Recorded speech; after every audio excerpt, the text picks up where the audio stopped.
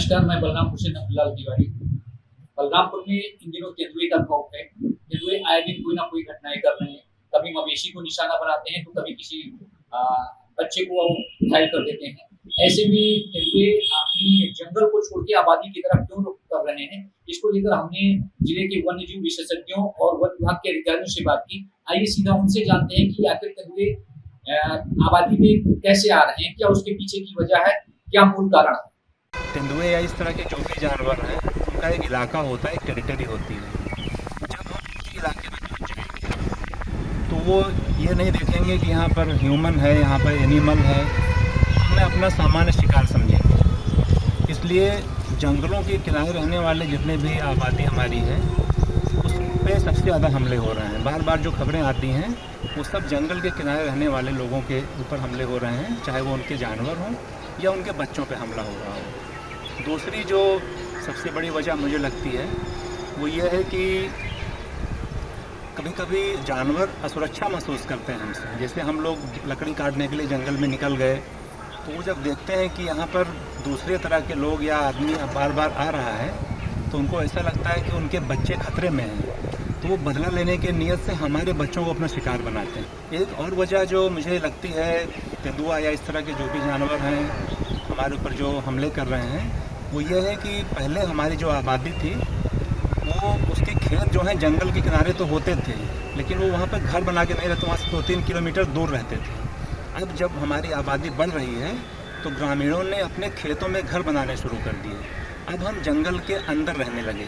कई जगह ऐसा देखा गया है कि जो खेत हमारी आबादी से 2 किलोमीटर दूर थे, वहाँ पर घर बन रहे हैं। ये हमले भी ज़्यादातर उन्हीं घरों पर होते आए हैं। तेंदुए की घटनाएं बढ़ रही हैं, इसको लेके क्या प्रबंधन है?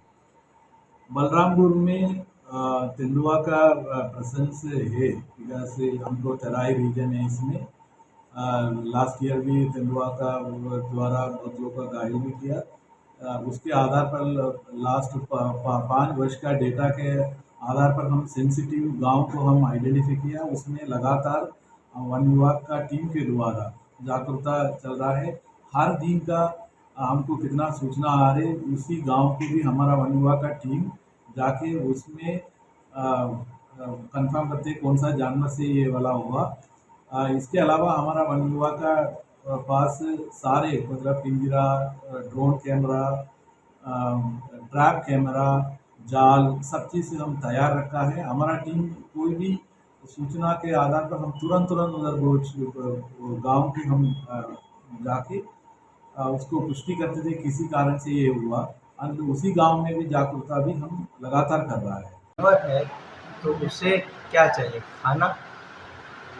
और उसे उस खाने की तलाश में अक्सर ये जहाँ पे इंसान रहते हैं वहाँ तक पहुँच जाते हैं।